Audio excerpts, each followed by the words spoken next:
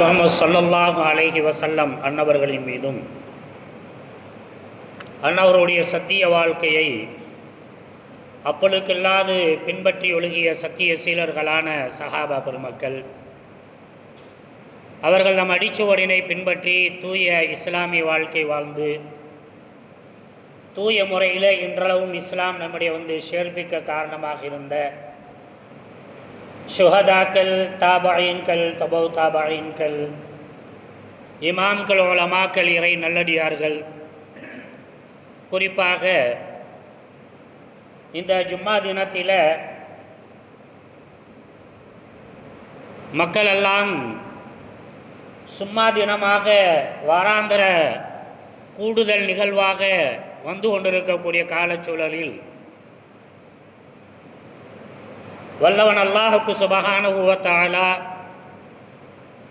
அவன் ஏவிய அவனுடைய தூதரின் மூலமாக நமக்கு ஆர்வமூட்டிய சுன்னத்தான ஜும்மாவினுடைய ஏவல் விளக்கல்களை ஏற்று மதித்து இங்கே ஜும்மாவிற்காக வேண்டி இமாம் மெம்பரில் ஏறுவதற்கு முன்பாக வருதல் எனும் அடிப்படை ஜும்மாவுடைய சுன்னாவை நிறைவு செய்து அமர்ந்திருக்கக்கூடிய நம் யாவரின் மீதும் அல்லாஹுடைய பேரருளும் பேரன்பும் பெரும் மன்னிப்பும் பெரும் கருணையும் கண்ணியமும் என்றென்றும் பொழியப்படட்டுமாக என்று பிதார்த்தித்த வண்ணமாக அன்பார்ந்த இஸ்லாமிய சொந்தங்களே, சகோதரர்களே, இஸ்லாமிய மார்க்கம் என்பது இருக்கிறதே, இது ஒரு சடங்காச்சார மார்க்கம் அல்ல, அல்லது வெறுமனே ஆன்மீக ரீதியாக வணக்கங்கள் வழிபாடுகளை மட்டும் கற்றுத்தரக்கூடிய ஒரு மார்க்கம் அல்ல. மாறாக மனிதனுடைய நிகழ்கால, கடந்த கால, எதிர்கால வாழ்க்கையை எப்படியெல்லாம் அமைத்து கொள்ள வேண்டும் என்று சொல்லக்கூடிய வழிகாட்டல் மார்க்கம்தான் இஸ்லாமிய மார்க்கம். எனவேதான் வல்லவன் அல்லாஹுக்கு சுபஹானஹு வ தஆலா இந்த மார்க்கத்திற்கு அத்தீனுல் இஸ்லாம் என்று சொல்லக்கூடிய பெயரை சூட்டியிருக்கிறான்.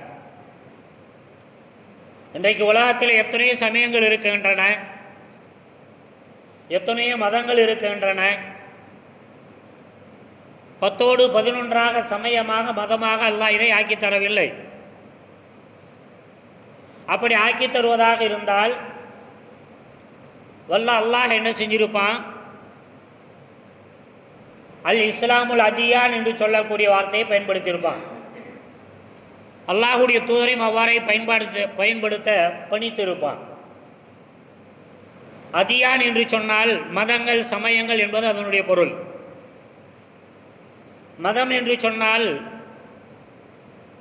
அதற்கு என்ன தமிழ் அகராதி பொருள் என்று தமிழ் அகராதியை புரட்டி பார்த்தால்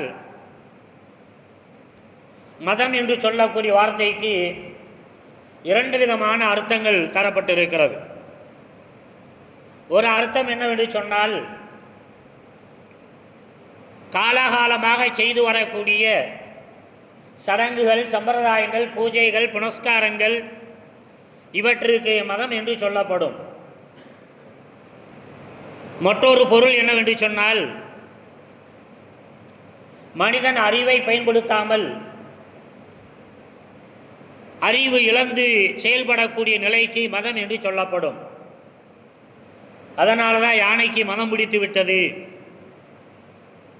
இயல்பாக யானை தன்னுடைய பாகனுக்கு கட்டுப்பட்டு அவனுடைய ஏவலுக்கு உடன்பட்டு நடக்கக்கூடிய யானை திடீரென முரண்பிடித்து கட்டுப்படாமல் அங்குமிங்குமாக ஓடுகின்ற போது யானைக்கு மதம் பிடிச்சிருச்சுன்னு சொல்கிறாங்க. அப்போ மனிதனுக்கு மதம் என்பது அறிவை இழந்து வாழக்கூடிய வாழ்க்கைக்கு பேரல்ல வாழ்க்கை. அறிவை இழந்து வாழக்கூடியவனை மடப்பையன்னு சொல்கிறோம். மனுஷன்னு சொல்கிறோமா? மனுஷன்னு சொல்ல மாட்டோம், மடையன்னு சொல்லுவோம். அப்போ மதம் என்று சொன்னால் அங்கே அறிவு இழந்து விடக்கூடிய ஒரு சூழலுக்கு சொல்லப்படுகிறது. ஆக இறைவன் நமக்கு அறிவை இழந்து ஏதோ காலகாலமாக முன்னோர்கள் செய்தார்கள் என்று பின்பற்றக்கூடிய ஒரு சடங்காச்சாரத்தை கற்றுத்தருவதற்காக வேண்டி இஸ்லாத்தை தரலை, இறைமறை குரானை தரலை, இன்ன பிற இறை தூதர் ஸல்லல்லாஹு அலைஹி வஸல்லம் அவருடைய வழிகாட்டுதலை தரலை, கடந்த கால நபிமார்களுடைய வரலாறுகளை நமக்கு எடுத்து இயம்பவில்லை. ஆனால் இன்றைக்கு துரதிர்ஷ்டவசமாக ஏராளமான முஸ்லீம்கள் இஸ்லாம் என்று சொன்னால் ஒரு மதத்தை பின்பற்றுவதை போன்று, சமயத்தை பின்பற்றுவதை போன்று இன்றைக்கு பாவித்து வாழ்ந்து கொண்டிருக்கிறார்கள். சமயம் என்று சொன்னால் காலத்திற்கு ஏற்ற பிரச்சனைகளை அந்த சமயத்தில் யாருடைய அறிவில் என்ன தீர்வு என்று சொல்லுகிறதோ அதை மட்டுமே தீர்வாக பயன்படுத்துவது. கொஞ்சம் தூங்குற சோர்கள் கொஞ்சம் முழிச்சு பாருங்கள். ஏன்னா நம்முடைய உரைக்கு கொஞ்சம் மெருகூட்டுங்க, எனக்கு உதவி செய்யுங்க. தூங்கினீங்கன்னு சொன்னால் எனக்கு என்ன செய்ய ஒப்புச்சப்பு இல்லாமல் போயிடும். அதனால் கொஞ்சம் செவிதாழ்த்தி என்னை ஒற்று கவனிப்பீர்கள் என்று சொன்னால் எனக்கும் நன்மையாக இருக்கும், உங்களுக்கும் அது நன்மையாக அல்லாஹ் ஆக்கி தருவான். அன்பானவர்களை, இப்போ இஸ்லாமிய மார்க்கம் எல்லா காலத்திற்குமான வழிகாட்டலை தரக்கூடிய ஒன்று. அந்த வகையில் இறைமறை குரானிலே அல்லாஹ் சொல்லி காட்டுவான், வலகது கஸஸ்னா இலைஹிம் லஇபரா, வரலாறுகள் உங்களுக்கு மத்தியில் எடுத்து வைக்கப்படுகிறது. திருமறை குரானிலும் எடுத்து வைக்கப்படுகிறது. திருநபி ஸல்லல்லாஹு அலைஹி வஸல்லம் வாழ்வியல் வழிகாட்டலையும் எடுத்து வைக்கப்படுகிறது. அதுவல்லாத நம்முடைய முன்னோர்களுடைய வாயிலாகவும் வரலாறுகள் எடுத்து வைக்கப்படுகிறது. இப்போ இந்த வரலாறுகள் எதற்காக எடுத்து வைக்கப்படுகிறது? கஸஸ்னா இலைஹிம் லஇபரா, உங்களுக்கு ஒரு பாடமாக படிப்பனையாக அது ஆக்கப்பட வேண்டும் என்பதற்காக வேண்டிதான் இது எடுத்து வைக்கப்படுகிறது. சிறியவர்களை தூங்குவதற்கான தாலாட்டு கதையாகவோ அல்லது நேரத்தை ரம்மியமாக ஓட்டுவதற்கான நேரம்போக்கு கதையாகவோ அதை இல்லை என்பதை இறைமறை குரான் சொல்லி காட்டுகிறது. அந்த வகையில் இது அக்டோபர் மாதம். இன்றைக்கு என்ன தினம்? 24வது தினம், வெள்ளிக்கிழமை. இந்த வெள்ளிக்கிழமை 24வது அக்டோபர் தினத்தை சர்வதேச உலக மக்களுடைய ஒன்றிணைப்பு தினமாக, சர்வதேச ஐநா மன்றத்தினுடைய ஊக்க நாளாக, உருவாக்க நாளாக, பிரகடன நாளாக இதனை சர்வதேச ரீதியாக அனுஷ்டிக்கப்படுகிறது. யுனைடெட் நேஷன்ஸ் டே என்று சொல்லக்கூடிய நாள் கடைபிடிக்கப்படுகிறது. இது எதற்காக வேண்டி கடைபிடிக்கப்படுகிறது? இரண்டாவது உலகப்போர். இந்த இரண்டாவது உலகப்போர் என்பது இருக்கிறது, ஹிட்லருடைய தலைமையில் ஜெர்மன், இத்தாலி, ஜப்பான் போன்ற நாடுகள் அதிகார ரீதியாக நாங்கள் நினைத்ததுதான் என்று சொல்லக்கூடிய வகையில் தான் நினைத்த அளவிற்கு பூமியெல்லாம் தன்னுடைய அதிகாரத்தின் கீழாக கொண்டு வருவோம், அதற்காக வேண்டி என்ன அநியாயத்தையும் அக்கிரமத்தையும் நாங்கள் செய்வோம், அதற்காக வேண்டி எந்த விதமான மனித ரீதியான நியாயங்களை நாம் அதனை பாவிக்க மாட்டோம், ஏற்றுக்கொள்ள மாட்டோம் என்று சொல்லக்கூடிய வகையில் போர் தொடுக்கிறான். நாடுகள் ஆங்காங்கே பிடிக்கப்படுகிறது. பல நாடுகள் அதற்காக வேண்டி ஒன்றிணைந்து அமெரிக்கா, பிரான்ஸ் இது போன்ற இந்த இன்னொரு பகுதியில் ஒரு 7-8 நாடுகள் ஒன்றிணைந்து போராட்டங்களை துவக்குகிறது. இந்த போராட்டத்தில் அரபகத்தில் மேற்கத்திய பைசாந்திய திரித்துவ கொள்கை கொண்ட அரசுகள் அன்றைக்கு ஓட்டோமன் என்று சொல்லக்கூடிய பேரரசை வீழ்த்துவதன் மூலமாக இஸ்லாமிய எழுச்சியை ஒழித்துவிட வேண்டும் என்று சொல்லக்கூடிய ஒரு பகுதியிலே அந்த பகுதி போராட்டம். இந்த போராட்டத்தின் ஊடாக மிகப்பெரிய இழப்புகள், மில்லியன் கணக்கான, 1000 லட்சம் கோடி என்பதை தாண்டி மில்லியன் கணக்கான மக்கள் கொல்லப்படுகிறார்கள், உயிர் இழப்பு ஏற்படுகிறது, இன்னற்ற சேதங்கள் ஏற்படுத்தப்படுகிறது, உலகமே அமளி துமளியாக ஆக்கப்படுகிறது, மக்கள் எல்லாம் நிம்மதியற்றவர்களாக வாழக்கூடிய நிலை, நிம்மதி எங்கே கிடைக்கும் என்று தேடி அலையக்கூடிய ஒரு சூழலில் இறுதியாக ஹிரோஷிமா, ஜப்பான் போன்ற பகுதிகளில் அமெரிக்கா அணுகுண்டை வீசி பெரிய நாசத்தை ஏற்படுத்துகிறது. இதனின் விளைவாக ஹிட்லரும் அவனுக்கு ஆதரவாக இருந்த ஜப்பான் போன்ற நாடுகள் தோல்வியை தழுவி சரணடைகிறது. மீண்டும் இதுபோன்ற பிரச்சனைகள் ஏற்பட்டுவிடக்கூடாது என்பதற்காக வேண்டி இந்த சரணடைந்த பிரச்சனைகள் தீர்க்கப்பட்ட அந்த நாளை சர்வதேச ஒன்றிணைப்பு தினமாக ஒட்டுமொத்த நாடுகளும் கேட்பாரற்று ஒருவரை மோதிக்கொள்ளாமல் ஒரு தலைமையின் கீழாக ஒன்றிணைந்து தங்களுடைய பிரச்சனைகளை பேசி தீர்த்து கொள்ள வேண்டும் என்பதற்காக வேண்டி 1939 போர் முடிவுற்றதற்கு பின்பாக 1945 ஐநா ஒப்பந்தம் என்று சொல்லக்கூடிய ஒன்று பிரகடனம் செய்யப்படுகிறது. அந்த பிரகடனத்தின் வாயிலாக இனிமேல் நாடு பிடிக்கக்கூடிய வகையில் ஒவ்வொரு நாட்டார்களும் சண்டையிட்டுக் கொள்வதில்லை.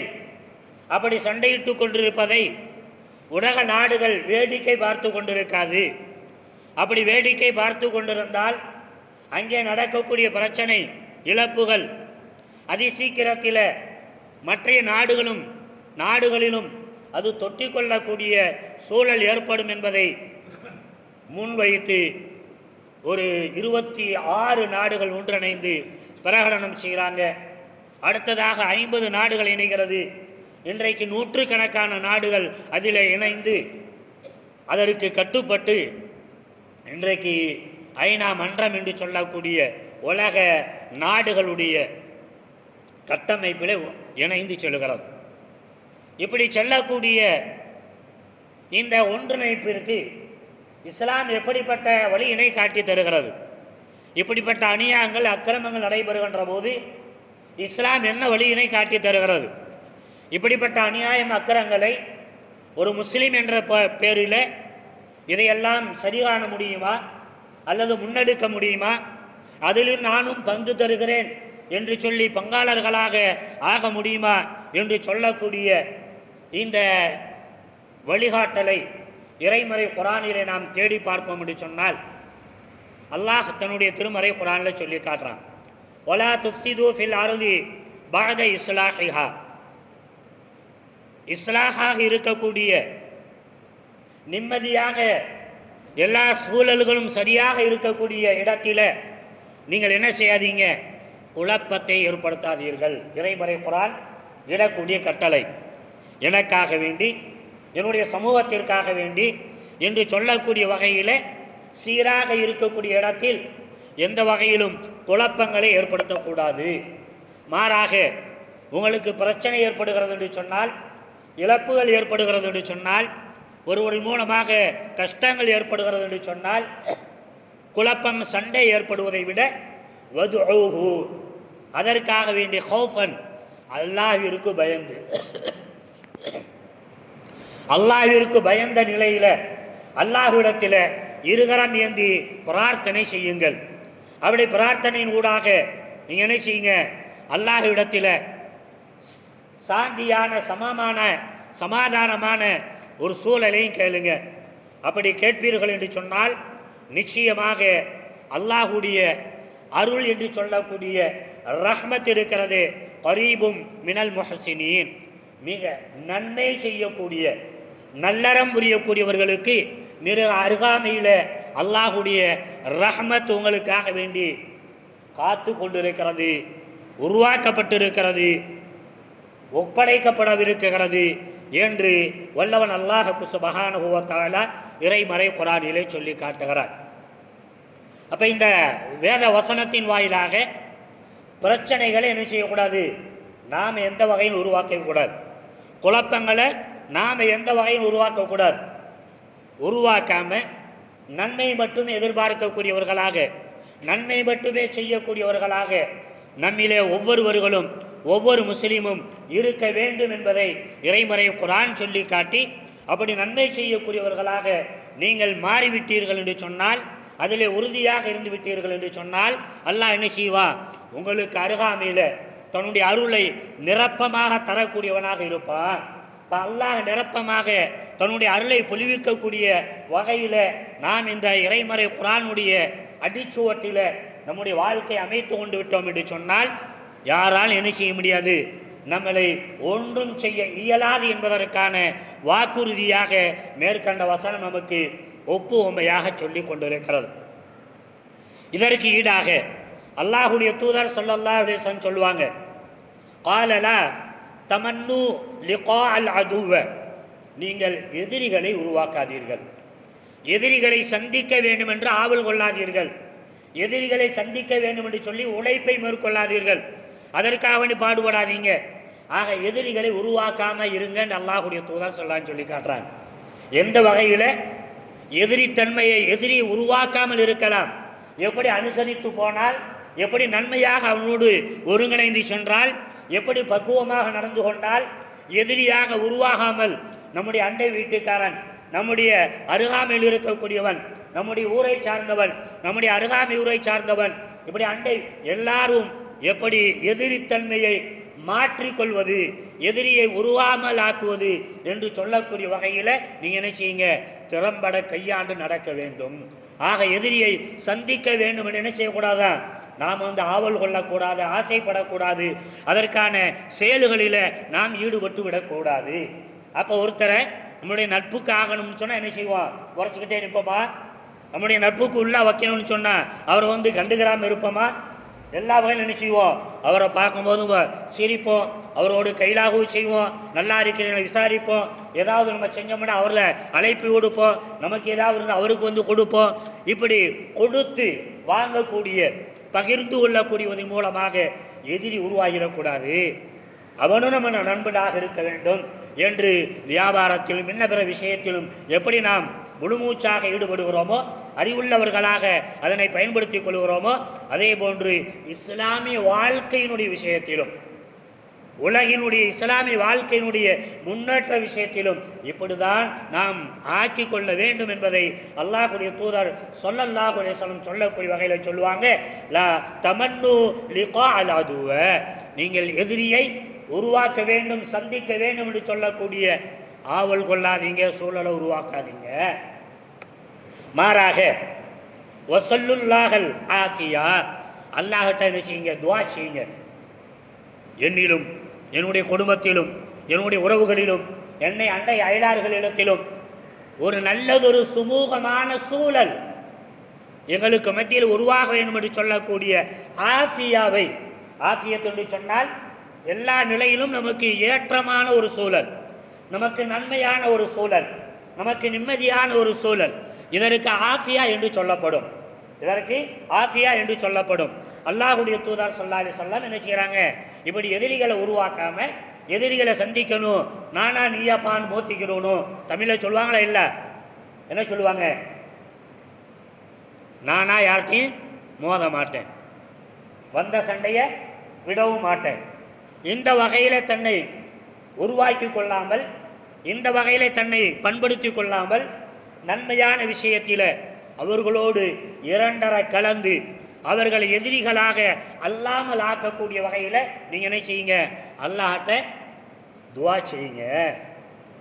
சொல்லுல்லாஹல் ஆஃபியா, யா அல்லாஹ், அவன் முஸ்லீமாக இருக்கலாம், முஸ்லீம் அல்லாதவனாக இருக்கலாம், என் வீட்டிலுக்கு பக்கத்தில் இருக்கக்கூடிய அண்ணனாக, தம்பியாக, உறவாக இருக்கலாம், உறவு இல்லாமல் இருக்கலாம், என்னுடைய சமூகத்தை சார்ந்தவனாக சாராதவனாக இருக்கலாம்.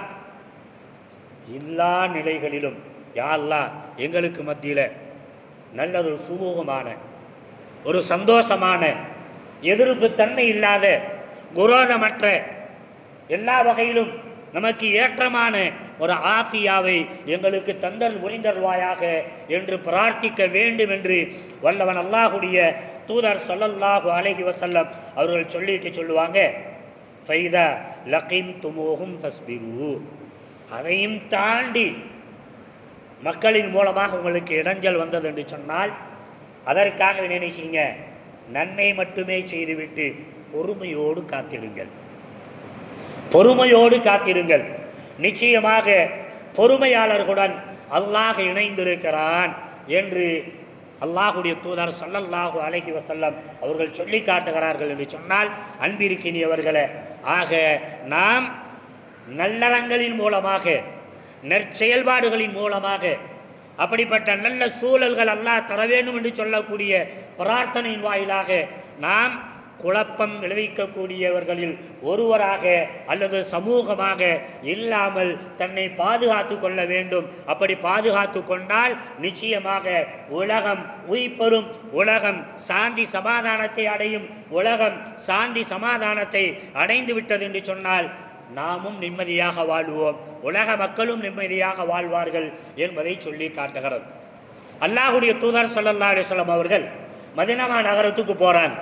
போன உடனே செய்த காரியம் என்ன, அங்கே வாழக்கூடிய யூதர்களோடு, அங்கே வாழக்கூடிய கிறிஸ்தவர்களோடு கொள்கை ரீதியாக கோட்பாடு ரீதியாக அவர்கள் எதிரானவர்கள் மட்டுமல்ல, இறைமறை குர்ஆன் ரீதியாக நபிமார்களை கொன்றவர்கள், அல்லாஹுவை புறக்கணித்தவர்கள், முந்தைய வேத வசனங்களை திருத்தியவர்கள், இல்லாமலாக்கியவர்கள்.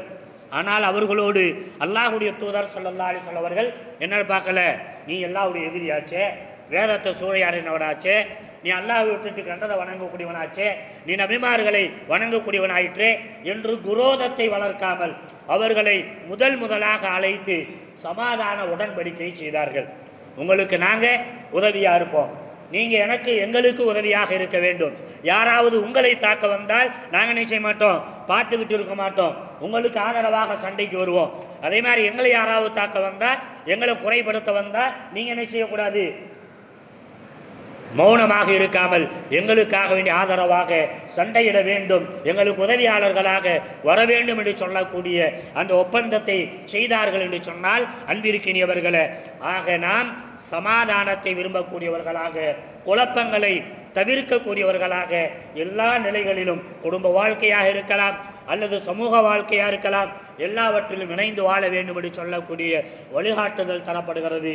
இந்த வழிகாட்டுதலை பின்பற்றும் காலமெல்லாம் உஸ்மான் ரலியல்லாஹுடைய அந்த பாதி ஆட்சி காலம் வரை இஸ்லாமிய நாட்டில் இஸ்லாமிய மக்கள் நிம்மதியாக வாழ்ந்தார்கள். சுற்றி இருக்கக்கூடிய மற்ற மக்களும் நிம்மதியாக வாழ்ந்தார்கள். அந்த மக்கள் என்ன செஞ்சாங்க, இஸ்லாமியர்களை பார்த்து கண்ணியத்தோடு கொண்ட அச்சத்தை மேற்கொண்டவர்களாக அல்லாஹ் ஆக்கி தந்தான் என்று சொன்னால், அதுபோன்ற வாழ்வியலை நாமும் மேற்கொள்வோம் என்று சொன்னால் நிச்சயமாக அப்படிப்பட்ட கண்ணியமான மகத்தான வாழ்க்கை நமக்கும் கிட்டும் என்பதை மேற்கண்ட வசனத்தின் வாயிலாக, மேற்கண்ட நபி ஸல்லல்லாஹு அலைஹி வஸல்லம் பொன்மொழியின் வாயிலாக விளங்கி அந்த வாழ்க்கையை மேற்கொள்வோமாக. வல்ல அல்லாஹ் நம்ம மீது நிரப்பமான அருளை பொழிந்து நிம்மதியான வாழ்வியலாக நம்முடைய சுற்றுச்சூழல் வாழ்க்கையை ஆக்கி தந்தல் புரிவானாக. அதற்கு நாமும் முயற்சியை மேற்கொள்வோமாக. வமா அலைனா இல்லல் பலாக். வஸ்ஸலாமு அலைக்கும் வரஹ்மத்துல்லாஹ். அல்லாஹும்ம ஸப்பித் ஜமீனா. அல்லாஹும்ம இன்னா இஸ்லாம் முஸ்லிம்.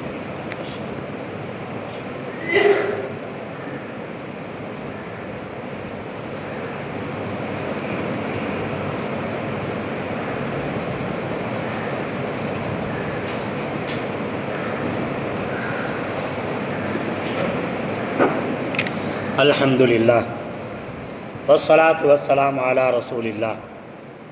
அன்பார்ந்த இஸ்லாமிய சொந்தங்களே, சகோதரர்களே, இரண்டாவதாக உலகமும் சரி நாமும் சரி பாதுகாப்பான நிம்மதியான வாழ்க்கையை அடைய வேண்டும் என்று சொன்னால் இரண்டாவது செய்தியாக வல்லவன் அல்லாஹுக்கு சுப்ஹானஹு வ தஆலா இறைமறை குர்ஆனிலே சொல்லக்கூடிய மற்றொரு செய்தி, வழிகாட்டல். வஅதஸிமு பிஹப்லில்லாஹி ஜமீஆ வலா தஃபர்ரகு. நீங்கள் அல்லாஹ்வுடைய கயிற்றை பற்றி பிடித்து கொண்டு ஒன்றாக இணைந்து நில்லுங்கள். மாறாக வலா தஃபர்ரகு, நீங்கள் பலகூறாக பிரிந்து விடாதீர்கள் என்று இறைமறை குர்ஆனில் வல்லவன் அல்லாஹுக்கு சுப்ஹானஹு வ தஆலா நமக்கு கட்டளை பிறப்பிக்குகின்றான். இந்த ஒன்றிணைவது பிரிவது என்பதை வல்லவன் அல்லாஹுக்கு சுப்ஹானஹு வ தஆலா தொடர்ந்து சொல்லி காட்டுகின்ற போது, வذ்குரு நிஅமத்தல்லாஹி அலைக்கும் இது குன்தும் அஅதாஅன் ஃபஅல்லஃப பைன குலூபிக்கும் ஃபஅஸ்பஹ்தும் பிநிஅமதிஹி இஹ்வானா, நீங்கள் ஒன்றிணைந்து இருந்தால் அல்லாஹ்வுடைய அருளை பெறுவீர்கள். ஒன்றிணைந்தால் அல்லாஹ்வுடைய அருளை, அல்லாஹ்வுடைய உதவி ஒத்தாசைகளை நிரப்பமாக பெற்றுக்கொள்வீர்கள். எப்போது நீங்கள் ஒற்றுமை சிதைப்பீர்கள் என்று சொன்னால், அஅதாஅன் ஃபஅல்லஃப பைன குலூபிக்கும் ஃபஅஸ்பஹ்தும் பிநிஅமதிஹி இஹ்வானா, அல்லாஹ்வுடைய அருளை நிஅமத்தை இழந்து ஒருவரை ஒருவர் அடித்து சாகடிக்கக்கூடிய, செத்துவிடக்கூடிய, ஒருவரை அழித்து கொள்ளக்கூடிய அந்த சாபத்திற்குரியவர்களாக நீங்கள் மாற்றப்படுவீர்கள் என்பதாக வல்லவன் அல்லாஹுக்கு சுப்ஹானஹு வ தஆலா மேற்கண்ட வசனத்தில் சொல்லி காட்டுறான். அந்த ஒற்றுமையின்மை, பிரிந்து போகக்கூடிய, குரோதம் காணக்கூடிய இவை எப்படிப்பட்ட ஒன்று என்று சொன்னால், வகுந்தும் அலா சஃபா ஹுஃப்ரத்தி மினன் நார், நரகத்தினுடைய விளிம்பில் இருக்கக்கூடிய ஒரு காரியம், நரகத்தினுடைய விளிம்பில் இருக்கக்கூடிய காரியம். இந்த காரியத்தை நாம் செய்கின்ற போது உலகத்திலும் நரகத்தினுடைய விளிம்பிற்குரியவர்களாக ஆக்கப்படுவோம். நாளை மறுமை நாளிலும் இதனின் காரணமாக நரகத்தினுடைய விளிம்பிற்குரியவர்களாக ஆக்கப்படுவோம் என்பதை மேற்கண்ட வசனத்தின் வாயிலாக நமக்கு எச்சரிக்கை ஊட்டப்படுகிறது. அல்லாஹுடைய தூதர் ஸல்லல்லாஹு அலைஹி வஸல்லம் அவர்கள் சொல்லி காட்டுகின்ற போது சொல்லுவாங்க, அல் முஸ்லிமு அஹுல் முஸ்லிம், ஒரு முஸ்லீம் இன்னொரு முஸ்லீமுக்கு சகோதரனாக இருக்கிறார். அப்படிப்பட்ட சகோதரனாக இருக்கக்கூடிய ஒரு முஸ்லீம் இன்னொருடைய முஸ்லீமுடைய விஷயத்தில் லா யظ்லிமுஹு வலா யுஸ்லிமுஹு, அவன் என்ன செய்ய மாட்டான், அநியாயம் தன்னுடைய முஸ்லீம் சகோதரன் மீது நிகழ்த்த மாட்டான். மட்டுமல்லாமல் அநியாயம் இழைக்கப்பட்டிருக்கக்கூடிய முஸ்லிம் சகோதரனுடைய விஷயத்தில் கண்டும் காணாமல் இருக்க மாட்டான் என்று அல்லாஹுடைய தூதர் ஸல்லல்லாஹு அலைஹி வஸல்லம் சொல்லி காட்டுறாங்க. அண்மையில் பார்த்தோம், 1948 வருடத்தில் இஸ்லாமியர்களுடைய பூமியில் யூதர்களுக்காக வேண்டி அமெரிக்காவாலும் அவருடைய நேச நாடுகளாலும் கபலீகரம் செய்யப்பட்டு இஸ்ரேல் என்று சொல்லக்கூடிய நாடு உருவாக்கப்பட்டது. அந்த இஸ்ரேலுடைய நாட்டு சார்ந்த அதிகார வரம்பை அதிகப்படுத்த வேண்டும் என்பதற்காக வேண்டி பலஸ்தீனத்தினுடைய சிறு பகுதிகளாக கொஞ்சம் கொஞ்சமாக அந்த மக்களை விரட்டி அடித்து நாடை அபகரிக்கக்கூடிய இந்த சூழலில் போராடினாங்க. முஸ்லீம்களெல்லாம் என்ன செஞ்சாங்க, 50க்கும் மேற்பட்ட நாடுகளை கொண்டவர்களாக இருந்தும் கூட பயந்தவர்களாக, அமெரிக்காவுடைய சப்போர்ட் இருக்கிறது, நம்மளால் ஒன்றும் செய்ய முடியாது என்று பயந்தவர்களாக வாழ்ந்து கொண்டிருந்த காலகட்டத்தில் தான் 2 வாரத்திற்கு முன்பாக பஹ்ரைனின் மீது வலுக்கட்டாயமாக இஸ்ரேல் அணி செய்து கொண்ட பொழுது உடனே ஒட்டுமொத்த இஸ்லாமிய நாடுகளும் ஒன்றிணைகின்றன, கூட்டு அறிக்கை வெளிப்படுகிறது. ஆக ஒன்று சேர்ந்துட்டான். அமெரிக்கா பயந்தான். அமெரிக்கா பயந்து என்ன செஞ்சான், உடனே இஸ்ரேலை பணிய செய்தான். இன்றைக்கு கூட்டறிக்கை உரை செய்யப்பட்டு சமாதான ஒப்பந்தம் உருவாக்கப்பட்டு பல வருடங்களாக நாட்டை இழந்து, உறவுகளை இழந்து, வாழ்க்கையை இழந்து இருந்த அந்த மக்களுக்கு இந்த ஒற்றுமை என்று சொல்லக்கூடிய ஒற்றை நிலை மகத்தான மாற்றத்தை இன்றைக்கு தந்திருக்கிறது என்று சொன்னால், அதை நாம் கண்ணால் கண்டு கொண்டிருக்கிறோம் என்று சொன்னால், அன்பிருக்கிறவர்களே, இது போன்ற வாழ்க்கை நம்முடைய குடும்ப வாழ்க்கையிலும் சமூக வாழ்க்கையிலும் வர வேண்டும் என்று சொன்னால், இஸ்லாமிய ஒற்றுமையை, இஸ்லாமிய சகோதரத்துவ ஒற்றுமையை, இஸ்லாமிய சகோதரத்துவ ஒற்றுமை என்று சொல்லக்கூடிய எனக்கென்ன என்று சொல்லாமல், என்னுடைய சகோதரன் பாதிக்கப்பட்டால் உச்சு கொட்டு விட்டு சொல்லக்கூடியவனாக இல்லாமல், அந்த பாதிப்பிலிருந்து என்னால் என்ன முடியுமோ இயன்ற அளவிற்கு அந்த பாதிப்பிலிருந்து அவனை வெளியேற்றக்கூடியவனாக நான் இருக்க வேண்டும் என்பதை மேற்கண்ட நபிமொழி நமக்கு சொல்லி காட்டுகிறது. அல்லாஹுடைய தூதர் ஸல்லல்லாஹு அலைஹி வஸல்லம் அவர்கள் பிரிதொரு இடத்திலே சொல்லி காட்டுகின்ற போது சொல்லுவாங்க, நீங்கள் அல்லாஹுடைய அடியார்களுடைய விஷயத்தில் எப்போதெல்லாம் அவருடைய தேவையை பிரச்சனைகளை நீங்கள் தீர்த்து வைக்கக்கூடியவர்களாக இருந்தால் கான் அல்லாஹு ஃபி ஹாஜதிஹி, உங்களுடைய பிரச்சனைகளை தீர்வுகளை அல்லாஹ் தீர்க்கக்கூடியவனாக இருப்பான் என்பதாக அல்லாஹுடைய தூதர் ஸல்லல்லாஹு அலைஹி வஸல்லம் சொல்லி காட்டுறாங்க. ஆக அந்த அடிப்படையில் நாம் தீர்க்கமான நல்ல வாழ்க்கையை பெற வேண்டும் என்று சொன்னால் நம்முடைய முஸ்லீம் சகோதரனுடைய பிரச்சனையை தீர்க்கக்கூடியவர்களாக நம்மை எப்போதும் தயார் நிலையில் வைத்து கொள்ள வேண்டும்.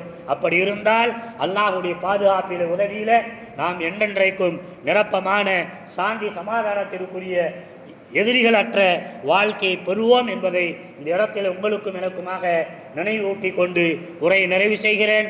அலைனா இல்லல் பலாகுல் முபீன்.